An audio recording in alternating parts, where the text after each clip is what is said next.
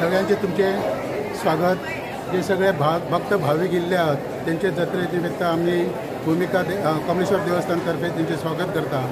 ही जी जात्रा आसा ही जात्रा आमच्या कोरगांव जशी फामाद आसा तशीच सगळ्या पेडणे तालुक्यातय ती फामाद आसा. ही जी आमच्याकडे जे संस्थान कमलेश्वर महारुद्र आसा पंचायतन आहा त्या पंचायतनात कमलेश्वर हे आमचो ग्रामदेव आणि श्री भूमिका ही ग्रामदेवी म्हणून सगळीकडे प्रसिद्ध आसा.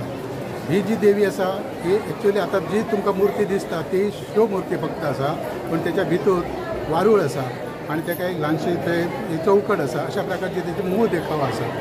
ही जी देवी आसा ही नवसाक पावणारी देवी आसा.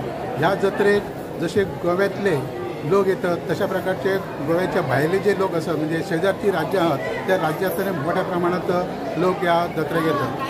ह्या जत्रेचं एक वैशिष्ट्य म्हणजे असं आसा की ही जत्रा जी आसा ह्या जत्रेत प्रत्येक कोरगांवांतली जी सौभाग्यवती आसा ती ओटी येवन भरता आणि त्याच्यानंतर ह्या गांवांतल्यान जे सगळे मुली जे भायर लग्न करून दिल्ले आसत ते जाणटे आसत नेणटे आसत हे सगळे जे मुली आसात गांवा भायले गांवांत दिल्ले आसत ते सगळे मुद्दाम आपल्या सहकुटुंब सहपरिवारासह थंय ह्या देवळांत येतात ओटी भरतात.